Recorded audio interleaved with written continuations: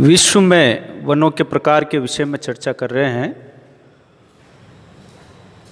विश्व में हम लोगों ने देखा है कि जलवायु की विभिन्नता के साथ साथ वनस्पति में भी विभिन्नता पाई जाती है। अतः संसार में अलग अलग भागों में अलग अलग प्रकार के वन पाए जाते हैं। उष्णकटिबंधीय सदाबहार वनों के विषय में हमने पूर्व व्याख्यान में पढ़ा था। आज हम उष्णकटिबंधीय पर्णपाती वन के विषय में पढ़ रहे हैं। उष्णकटिबंधीय सदाबहार वनों की जो क्षेत्र था वो 0 डिग्री से 5 डिग्री उत्तर और 5 डिग्री दक्षिणी अक्षांशों के मध्य में था। 5 डिग्री से लेकर 30 डिग्री अक्षांशों तक का जो भूभाग है जिसे उपोष्ण कटिबंध के नाम से जाना जाता है, उस भूभाग में जहाँ 150 सेंटीमीटर से कम वर्षा होती है, उन भूभागों में उष्णकटिबंधीय पर्णपाती वन पाए जाते हैं। इन वनों को मानसूनी वन और पर्णपाती वन का नाम भी दिया गया है। मानसूनी जलवायु के प्रदेश में पाए जाने के कारण से इनको मानसूनी वन कहा जाता है। और पर्णपाती ग्रीष्मकाल से पहले इन वनों के जो वृक्ष हैं वो अपनी पत्तियां गिरा देते हैं, पर्णपातन हो जाता है। इसके कारण से इनको पतझड़ वन या पर्णपाती वन भी कहते हैं। संसार में मानसूनी जलवायु के भूभागों में भारत, म्यांमार, थाईलैंड, वियतनाम, जो दक्षिण पूर्व एशिया के देश हैं, भारत है, इन भूभागों में उष्णकटिबंधीय पर्णपाती वनों का विस्तार अधिकांशतः पाया जाता है। अफ्रीका महाद्वीप के उपोष्णकटिबंधीय भाग में भी ये वन पाए जाते हैं। ब्राज़ील एवं ऑस्ट्रेलिया के जो मानसूनी जलवायु के जो भूभाग हैं, उपोष्णकटिबंधीय भूभाग हैं, उनमें भी इन वनों का विस्तार पाया जाता है। ये जो वन है, इनके वनों के जो वृक्ष है उनकी 10 से लेकर 15 और 20 मीटर तक ऊंचाई होती है। सदाबहार वनों के विपरीत इन वनों में जो वृक्ष होते हैं वो दूर दूर होते हैं और इनकी ऊंचाई भी उनकी तुलना में कम होती है। वर्षा, ये जिन क्षेत्रों में पाए जाते हैं उनमें वर्षा 4 महीने जुलाई से लेकर जून, जुलाई, अगस्त, सितंबर तक वर्षा का काल होता है। शेष काल जो है शुष्क होता है। शीतकाल में ये पौधे हरे भरे रहते हैं, लेकिन जो ही ग्रीष्मकाल की प्रारंभ होता है, ये अपनी नमी को बनाए रखने के लिए ये पौधे जो है अपनी पत्तियों को गिरा देते हैं, जिससे ग्रीष्मकाल में इनको अधिक पानी की आवश्यकता नहीं हो। साल, सागवान, गुल्लर, जामुन, बरगद, बांस, इमली, शीशम, महुआ, आम, बांस, चंदन, ताड़, देवदार के जो नारियल के पेड़ उष्णकटिबंधीय पर्णपाती वनों में पाए जाते हैं। ये वन मानव के लिए अधिक लाभदायक हैं, क्योंकि इन वनों से जो लकड़ी प्राप्त हो रही है वो फर्नीचर उद्योग में काम में आती है। साथ ही ये इन वनों में पेड़ दूर दूर होते हैं, तो आवागमन के साधन भी इन वनों के अंतर्गत तक पहुंच गए, जिसके कारण से इन वनों से लकड़ी प्राप्त करना भी आसान है। साथ ही इनके बीच में जो घास पाई जाती है, उस घास पर जो है पशुपालन का कार्य भी किया जाता है। उष्णकटिबंधीय सदाबहार वनों के तुलना में उष्णकटिबंधीय पतझड़ वन, जिनको मानसूनी वन भी कहते हैं, पर्णपाती वन भी कहते हैं, ये मानव के लिए अत्यधिक उपयोगी है।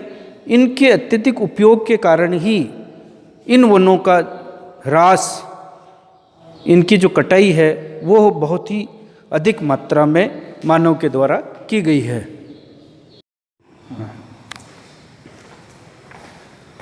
उष्णकटिबंधीय पर्णपाती वन की भांति ही भूमध्य सागरीय जलवायु के प्रदेश में भूमध्य सागरीय वन पाए जाते हैं। संसार में भूमध्य सागरीय जलवायु 30 डिग्री से लेकर 45 डिग्री उत्तरी अक्षांश और 30 डिग्री से 45 डिग्री दक्षिणी अक्षांशों के मध्य भूमध्य सागरीय जलवायु पाई जाती है। भूमध्य सागरीय जलवायु के प्रदेशों में पछुआ पवनों के द्वारा शीतकाल में वर्षा होती है, ग्रीष्मकाल शुष्क होता है और पछुआ पवनों के मार्ग में आने के कारण से ये क्षेत्र शीतकाल में वर्षा की प्राप्ति होती है। ग्रीष्म ऋतु शुष्क ऋतु के रूप में निकलती है। इस क्षेत्र में जो वृक्ष पैदा होते हैं, जो पाए जाते हैं, उनकी जड़ें लंबी होती हैं और छाल मोटी होती है, ताकि पानी जो है कि ग्रीष्म ऋतु में पानी उनमें बना रहे, वाष्प बनकर नहीं उड़ पाता है। भूमध्य सागरीय जलवायु के प्रदेश में ये जो है का जो विस्तार है मुख्यतः संसार में भूमध्य सागरीय तटवर्ती जो देश हैं उनमें इटली, स्पेन, पुर्तगाल, यूनान, उत्तरी अफ्रीका के देश मिस्र, मोरक्को, लीबिया, कैलिफोर्निया राज्य जो संयुक्त राज्य अमेरिका में है उसमें है, दक्षिणी अमेरिका महाद्वीप में मध्य चिली देश में ये जलवायु विस्तृत है।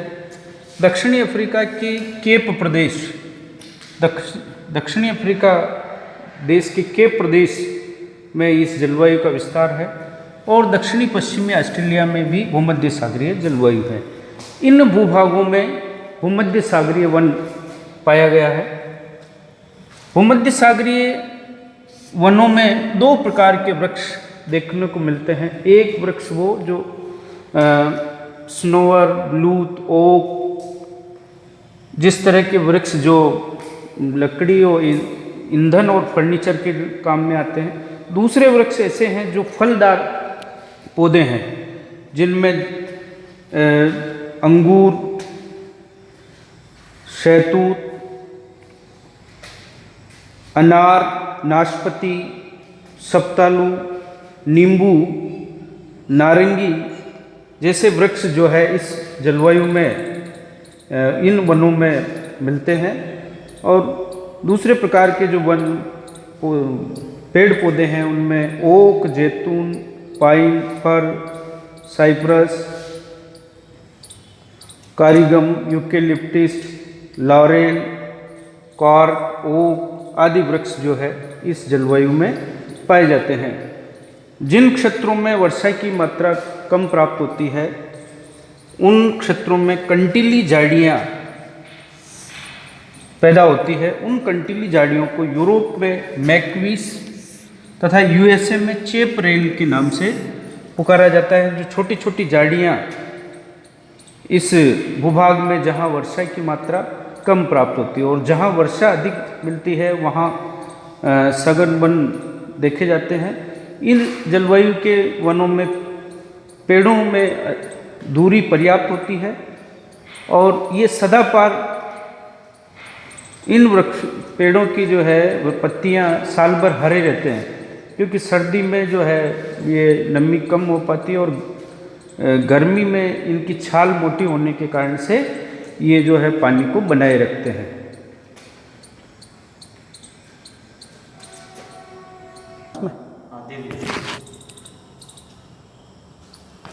समशीतोष्ण पर्णपाती वन भूमध्य सागरीय वनों की भांति ही शीतोष्ण कटिबंध और उष्ण कटिबंध के मध्य में वनों का एक क्षेत्र पाया जाता है जिसको समशीतोष्ण पर्णपाती वन कहते हैं। शीतोष्ण कटिबंध के कोष्ण क्षेत्र में जहाँ जलवायु थोड़ी गर्म है, वार्म क्षेत्र है, उन भूभागों में समशीतोष्ण पर्णपाती वन पाए जाते हैं। समशीतोष्ण पर्णपाती वन क्षेत्रों में वर्षा ग्रीष्म काल में होती है और शीतकाल में भयंकर हिमपात होता है, जिसके कारण से शीतकाल के प्रारंभ में पेड़ पौधे हिमपात से बचने के लिए अपने पत्ते गिरा देते हैं। शीतकाल का प्रारंभ होते ही पेड़ पौधों के द्वारा अपने पत्ते गिरा देते हैं। इस कारण से इनको पर्णपाती वन भी कहा जाता है। सदा हरे रहने वाले पर्णपाती वन हैं, क्योंकि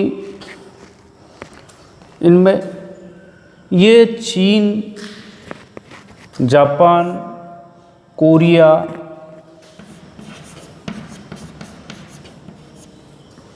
मंचूरिया प्रदेश जो चीन में ही है, पश्चिमी यूरोप, पश्चिमी कनाडा, यूएसए के पूर्वी भाग, संयुक्त राज्य अमेरिका के पूर्वी भाग में ये वन देखने को मिलते हैं। इन वनों में मुख्यतः जो वृक्ष पाए जाते हैं वो है ओक, मैपिल, बीच, हेमलॉक, चेस्टनट, एश, पोपलर, चेरी, बर्च और हिकोरी के वृक्ष हैं। ये वन, इन वनों में जो वृक्ष है बहुत ही दूर दूर होते हैं। ये जो क्षेत्र है वो 40 से 60 डिग्री उत्तरी अक्षांशों के मध्य उत्तरी गोलार्ध में विशेषतः देखने को मिलता है। शीतकाल बहुत कठोर होता है। वर्षा ग्रीष्मकाल में अधिक होती है, लेकिन कुछ वर्षा जो है शीतकाल में भी प्राप्त होती है। इन वृक्षों की जो पत्तियां होती है वो चौड़ी होती है, इसलिए इनको चौड़ी पत्ती के शीतोष्ण कटिबंधीय पर्णपाती वन भी कहते हैं। इन वनों से प्राप्त लकड़ी मानव के लिए बहुत ही उपयोगी है। इस लकड़ी से फर्नीचर बनाने और वृक्ष से मकान बनाने में इन वनों की लकड़ी को काम में लिया जाता है। इस वन में वृक्ष बहुत ही दूर दूर है, अतः आवागमन के साधन भी इन वनों में पहुंच जाते हैं, जिसके कारण से इन वनों का अत्यधिक शोषण हुआ है। इन वनों में लकड़ी की अत्यधिक प्राप्ति हेतु इन वनों की कटाई अधिक हुई है। बीच बीच में झाड़ियाँ एवं घास इन वनों में साधारणतः नहीं देखी जाती है, अतः ये वन जो है मानव के लिए बहुत ही उपयोगी वन है। शंकुधारी वन शीतोष्ण कटिबंध के शीतल प्रदेशों, जिन क्षेत्रों में ठंडी जलवायु है उन क्षेत्रों में सदापर्णी शंकुधारी वन पाए जाते हैं। पेड़ पौधों का आकार शंकु के आकार का होने के कारण से इन वनों को शंकुधारी वन कहा जाता है। अत्यधिक हिमपात के कारण से पेड़ ऊपर से नुकीले होते हैं ताकि जो हिम है वो फिसल कर नीचे चला जाए। पेड़ पौधों पत्तियां मोटी गाढ़ी होती है, जो बर्फ हिम के रूप में गिरती उसको बर्दाश्त कर लेती है। शंकुधारी वन जो है शीतोष्ण पर्णपाती वनों के उत्तर वाले भूभाग में, जिन क्षेत्रों में शीतकाल कठोर होता है उन क्षेत्रों में मिलता है। इन क्षेत्रों में उत्तरी यूरोप, साइबेरिया, कनाडा के साथ साथ ही पर्वतीय भूभाग में, ऊंचे भूभागों में जहां शीतकाल कठोर होता है, हिमालय, आल्प्स, राकी और एंडीज पर्वतों में भी शंकुधारी वन देखने को मिलते हैं। इन वनों में मिलने वाले जो वृक्ष हैं वो चीड़, देवदार, spruce, Douglas fir, silver fir, blue pine, larch जैसे वृक्ष इस वन प्रदेश में मिलते हैं। ये वन जो है बहुत ही महत्वपूर्ण वन है। कागज, दिया सलाई,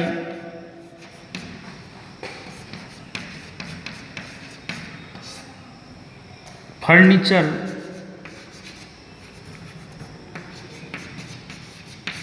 एवं प्लास्टिक उद्योग में इन वनों से प्राप्त लकड़ी का उपयोग किया जाता है। ये लकड़ी जो है मानव के लिए बहुत ही उपयोगी है। इस प्रकार से हमने देखा है कि संसार में उष्णकटिबंधीय सदाबहार वन, उष्णकटिबंधीय पतझड़ वन, शीतोष्ण कटिबंधीय पर्णपाती वन, भूमध्य सागरीय वन, समशीतोष्ण कटिबंधीय जो वन है, उसके साथ साथ शंकुधारी वन जिनको साइबेरिया में टेंगा के नाम से भी पुकारा जाता है। ये संसार में वनों का वितरण है जिसको हम लोग आर्थिक भूगोल के अंतर्गत अध्ययन करते हैं।